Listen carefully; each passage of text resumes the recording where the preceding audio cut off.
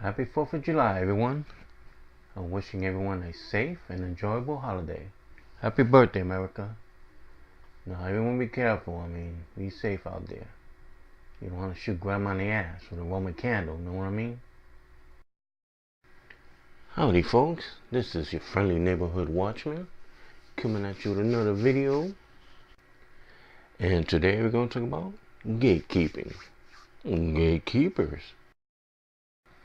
Now, originally I made a recording like on Monday, but unfortunately my editing software and Windows just weren't cooperating with each other.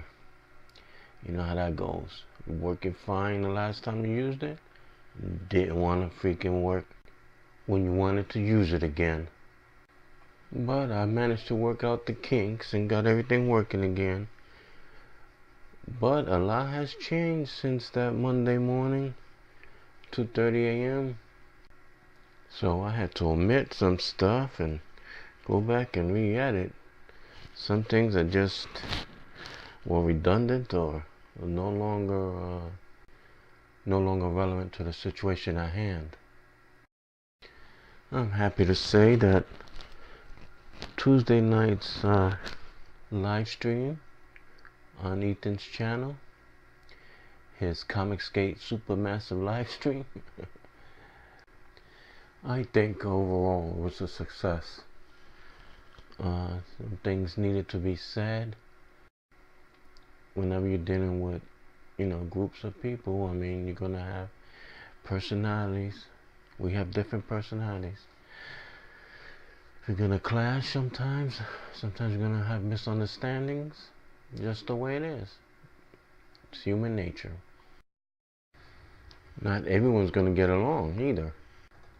Just look at Image, the history of Image. There's a nice video on YouTube on the founding of Image, and some of those members eventually wind up going their separate ways. Just how it goes. And now to the topic at hand, gatekeeping. Ironically, in my first video, in my description, along with stating that I am against SJWs and their agenda, I also don't care for gatekeeping on any side, from any side. To me, in my opinion, it has negative connotations. It is something to avoid, as far as I'm concerned. What is a gatekeeper? Who is a gatekeeper? Who are the gatekeepers? Is it one person? Two? A group? How large? And if it is a group, then it's an oligarchy. All I'm saying, if that's how it is, you know that old saying, who watches the watchman? So then we'll have a person or a group of people who has the power to get to decide who joins or is allowed in our club, our movement, our community, or our network, etc. No. I am not down with that. Who gets to decide that? A select group of people? No, we don't need gatekeepers. Not like that. It's bad enough we have cliques. And that's everywhere in life, isn't it? In school, in sports, in office, anywhere you socialize. Even in our own community, on Twitter. I've experienced it myself. I've talked to other people. It's just a common thing. I've had a number of people just suddenly stop talking to me. Some unfollowed me. Now, I don't go out of my way to hurt anybody. I don't intentionally offend anyone. So I figure it's one of those guilt by association. Another form of blocking, kind of. You follow someone, or you're Twitter friends with someone that other people don't like or have a grudge against, then you're out too. But so be it. You don't need people like that. It's sheep. Just don't need it. I'm not a kid anymore. I like to have fun, no doubt, but that's too vitriolic for me. You make up on your own. You decide how someone treats you personally, and then make a judgment and a decision. Not go by what other people tell you or hearsay. That's my opinion on the matter. So gatekeeping is sort of a similar territory there.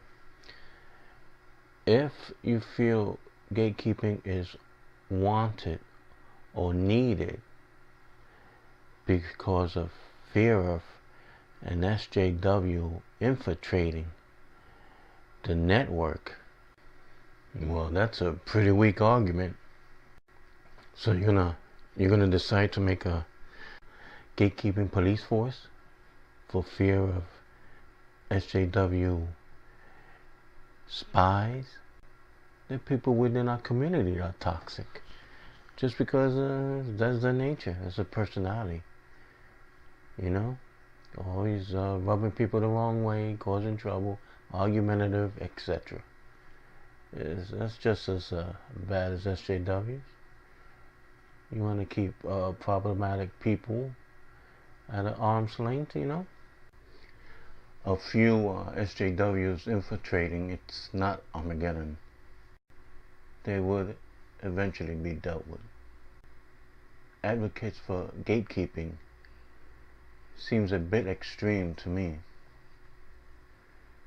But again, that's just my opinion. I mean, after all, what's that person going to do? Let's say you're going to create your own comic book, and you hire a letterer, a colorist, and one day you discover he or she is an SJW. You find out through Twitter, secret communications, DMs, whatever. So what? And you just fire that person. Case closed. That is besides the telling of the tale. This isn't the old days, you know, when the letterer worked on the actual original art page. Not anymore. The majority of the work being done nowadays by creators is being done digitally. Not all, but that's where it's all headed. So there's no fear of someone going amok and destroying the work. There's backup copies made to ensure the safety of the work.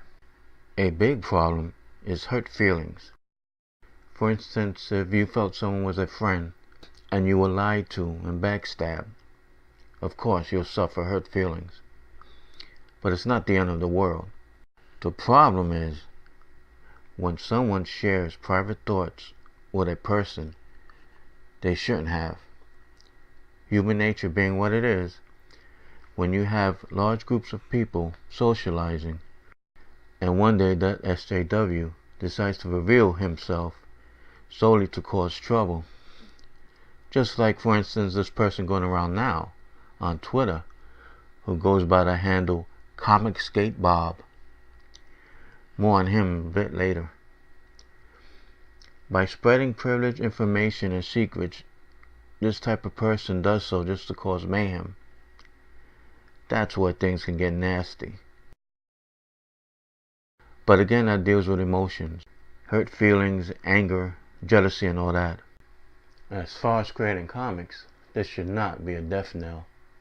As I said, if someone is working on your book and he's an SJW, just fire him or her with as much prejudice and glee as Gail Simone feels when she's ruining a person's career for daring to think for themselves and not kowtow to her views and way of thinking. As I said on Monday, the almighty wallet is the gatekeeper, so to speak. If people such as DNC, Richard Meyer, or EVS, Ethan Van Sciver, weren't supported by the wallet, then there wouldn't be any big kahunas in Comicsgate. people that wield influence is because it's given to them by the customers. If only 2 people purchase Cyberfrog or Jawbreakers, then the creators wouldn't be in the position they're in now. It all goes back to the customer. The customers will let the market know what books will be supported and what books won't be. Success and failure shall be ultimately determined by the readers, the fans. They will dictate the market. Just like, for instance, what happened to Gabby Rivera's America. The customers weren't down with that crap. Same thing with Iceman and Aubrey Citizen's Scarlet Strike Force, IDW's aborted G.I. Joe series. It was the customers, I say again, that decided their fate. Well, as I mentioned to someone the other day, I was hoping everyone would get together and heal this division and air out any grievances and misconceptions, which I'm happy to say looks like what transpired on Tuesday night. Now, it's not perfect by any means, but what in life is. But it's a start. Now, as for Comicscape Bob, he's also SJW Spider-Man. Now, this character goes around DMing people within our community to try and get them to say derogatory things or what he would consider typical alt-right Nazisms. You should be able to figure him out rather quickly. I mean, he just keeps asking questions.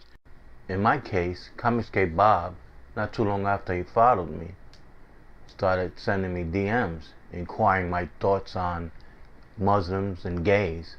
I'm sure it would have went further if I didn't put a stop to it. And as I said on my Twitter account, I've ultimately hit old Bob with a verse from Matthew chapter 7 verse 2, which pretty much shut him up. So there you have it, folks. A genuine SJW pretending to be a comics gator and wanting to chum up with you on DMs. And this fool thinks he's sly, talking to himself, using one account to converse on another, using his alter ego, his SJW Spider-Man. So that's the length that these SJWs will go to. Even far worse than that, as we're all too familiar with now, unfortunately. So just keep an eye on him. Don't be caught unawares. And treat Comicscape Bob as the joke he really is. Well, my friends, we come to the end of the video, and I shall leave you with this Friedrich Nietzsche quote. He who fights with monsters should look to it that he himself does not become a monster. And when you gaze long into an abyss, the abyss also gazes into you. Take care, everyone. Till next time. Watchmen out. Now remember, people, no matter how attractive you feel the gatekeepers are, don't flirt with them. Don't be seduced by the dark side. I've taught you much, my little droogies. Now tell me what you had in mind, Georgie boy. Oh, the old Moloko Plus first, would you not say? Eh? He's coming to sharpen us up. Some of the Moloko Plus. But you especially, we have the start. Yeah, you got first, because we've got start on you. Yeah, Moloko Plus, eh? Yeah.